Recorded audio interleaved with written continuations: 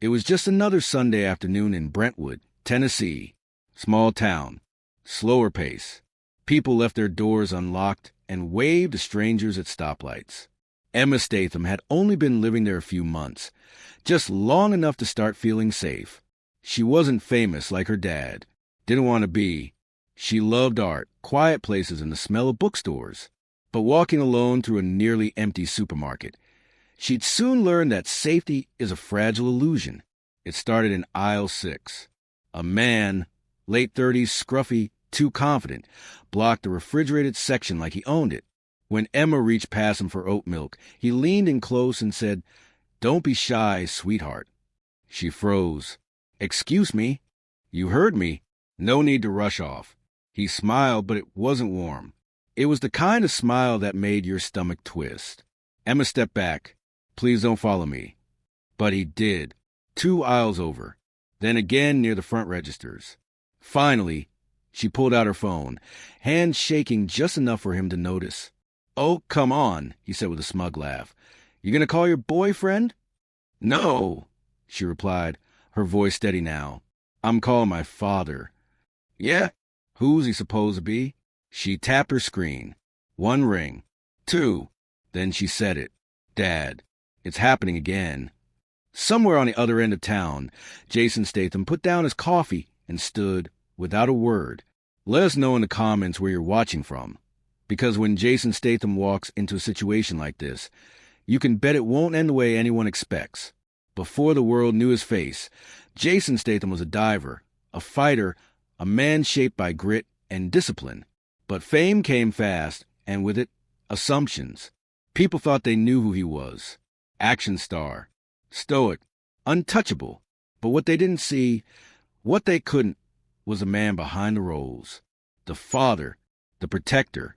The man who would burn down the world if anyone laid a finger on his daughter. After a decade in Hollywood, Jason stepped back. Not out of weakness, but because fatherhood demanded a different kind of strength. Emma had come into his life like a second chance. He moved her away from the spotlight, bought a quiet home in a town where no one cared about movies or red carpets. Here, he was just Mr. Statham, the guy who kept himself always polite, always watching. He'd trained Emma to be aware of her surroundings, not paranoid, just alert. He taught her how to walk with purpose, how to read a room, and most importantly, how to stand her ground without inviting confrontation. She was strong because he'd shown her strength didn't have to be loud.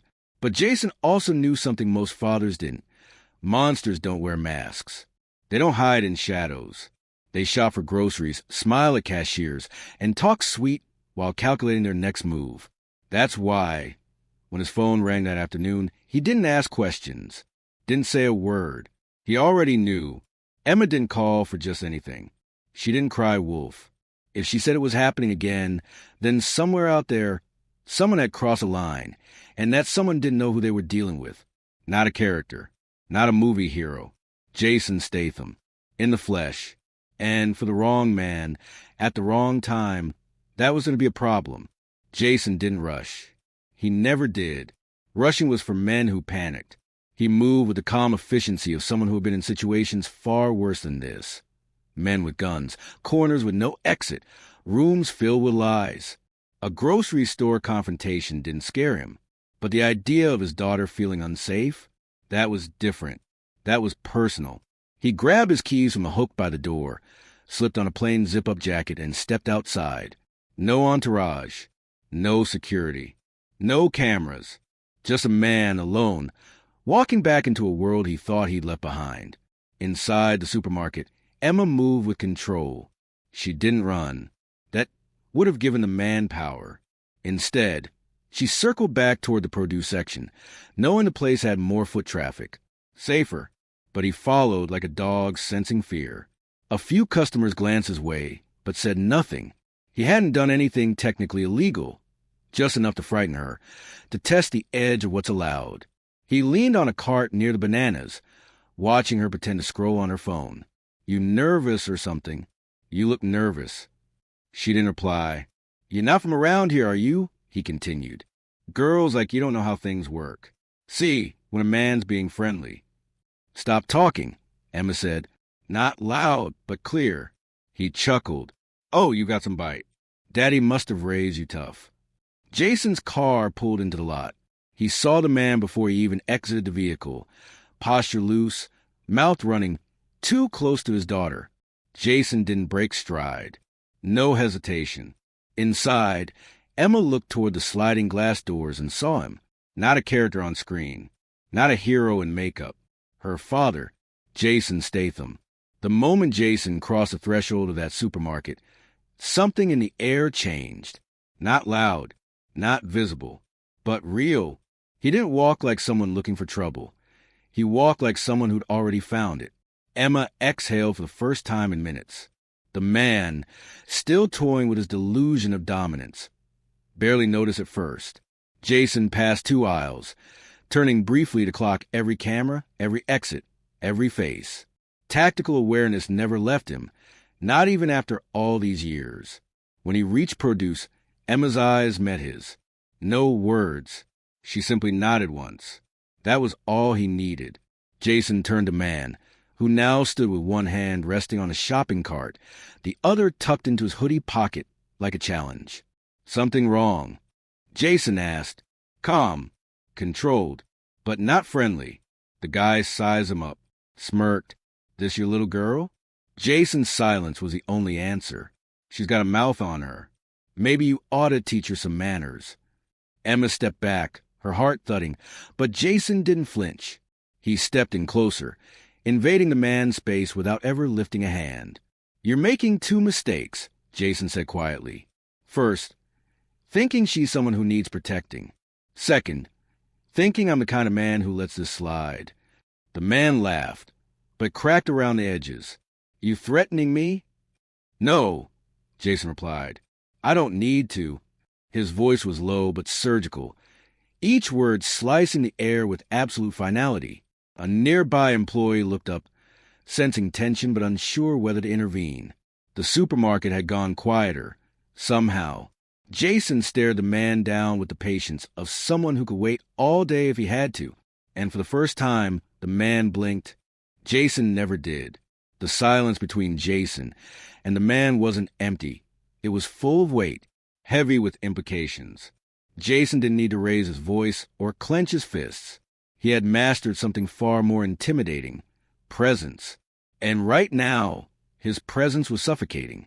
Emma stood just behind her father, her fingers still wrapped tightly around her phone. Her pulse had slowed, but not by much. She had always known what her dad was capable of, but seeing it, this quiet force he carried into a space, reminded her of how little the world really understood about him. Jason wasn't an actor in this moment. He wasn't anyone's version of the tough guy.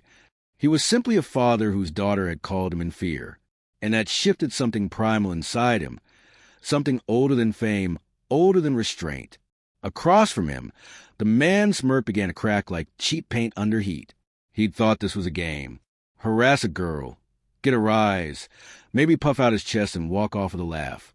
But now, confronted with a man who didn't flinch, didn't blink, and didn't threaten, he felt it. The imbalance. "You think you could just walk in here and scare people?" The man asked, trying to summon bravado that no longer had a home in his voice. Jason stared through him.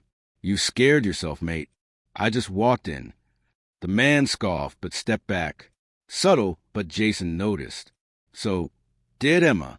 A cashier nearby finally called over the store manager. The energy was shifting. Customers began watching with cautious curiosity, like animals sensing an approaching storm. And then Jason said something quiet. So quiet only the man heard it. "Best thing you can do now is walk away, before you realize just how wrong you are." The man didn't respond, because for the first time in years, he had no idea what to say. The man stepped back another half pace, posture slackening as if gravity had finally caught up with him. His arrogance peeled away in strips, replaced by a squirming discomfort he couldn't hide. Jason hadn't raised a finger, but somehow he'd taken full control of the room. That's what real strength looks like: measured, unshaken, absolute. The store manager approached cautiously, glancing between Jason and the man. "Is there a problem here?" Jason didn't look away. Not anymore. The manager turned to the man. "Sir, if you're making our customers feel unsafe, I'm going to have to ask you to leave." The man opened his mouth to object, but no sound came. He looked around, realizing the show was over and the audience wasn't on his side. Even the cashier near the end of the produce section had stopped scanning items, her eyes fixed on him with quiet disapproval. He scoffed, trying to salvage some image of control. "Whatever. This place is trash anyway."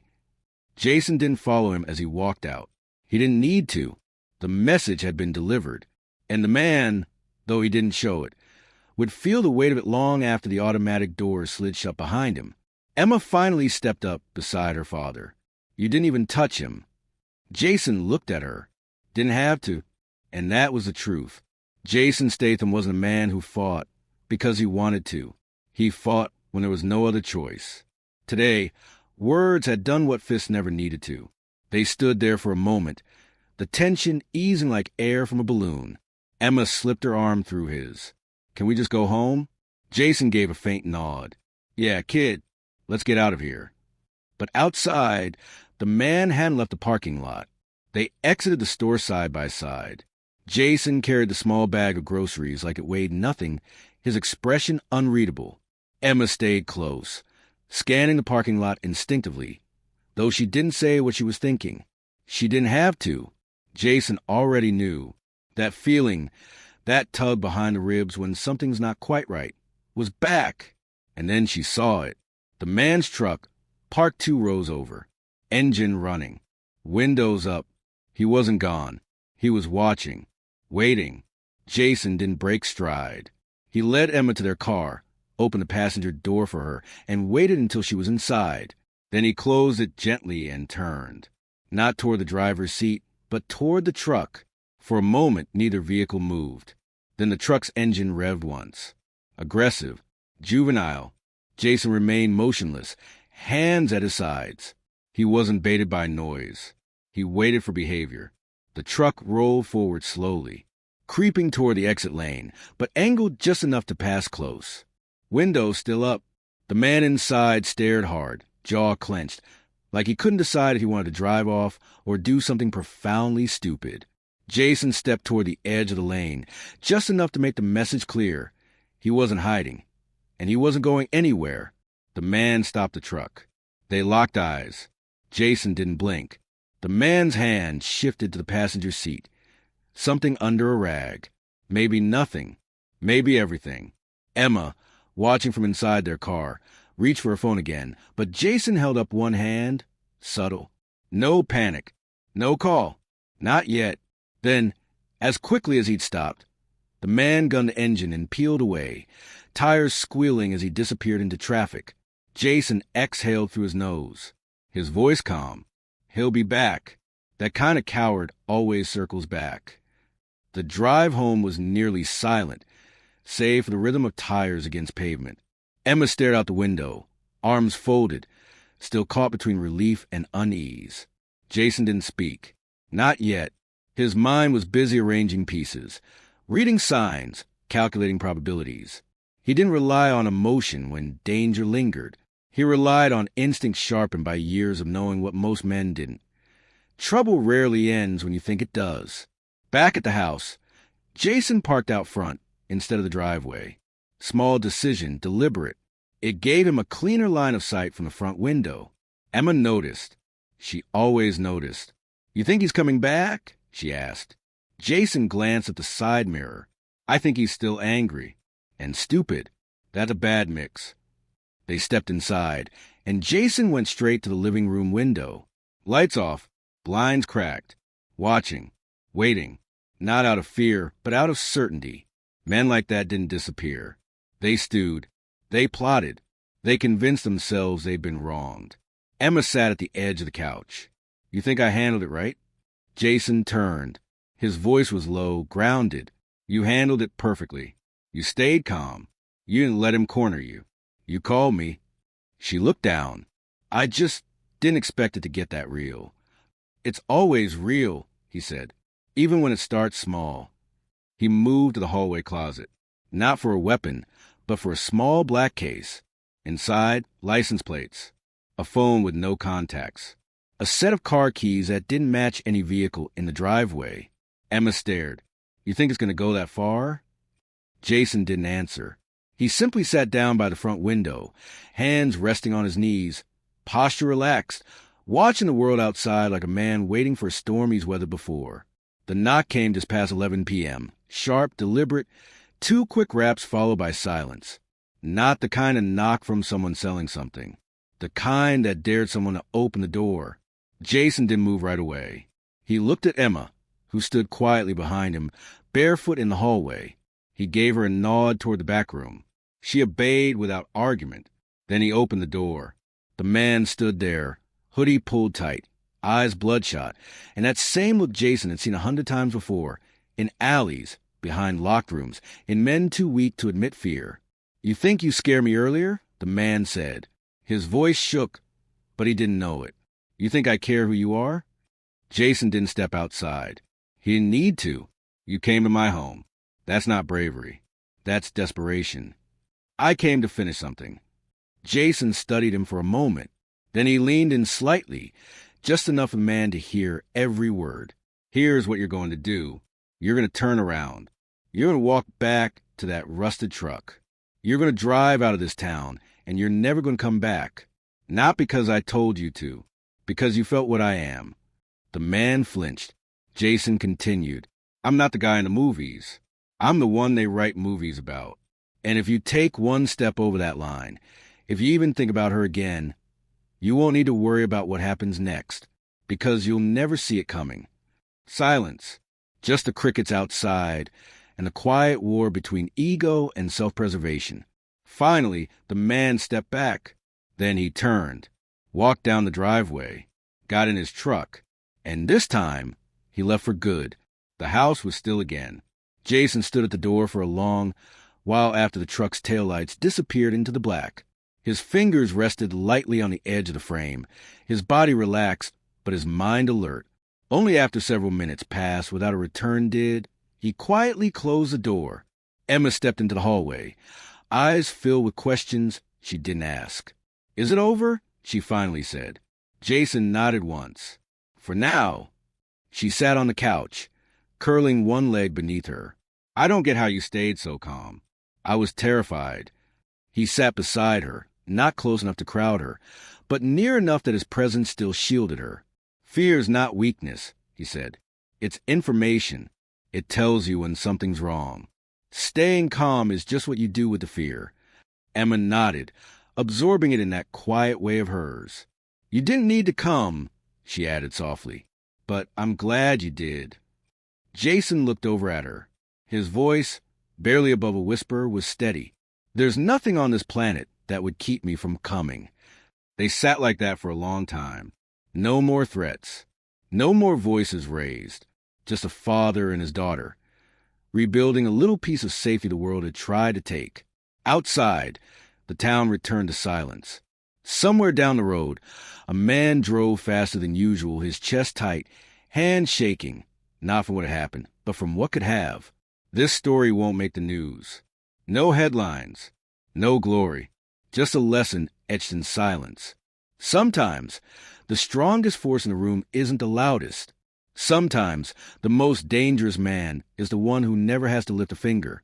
And sometimes, Jason Statham is exactly who you don't want a father to be.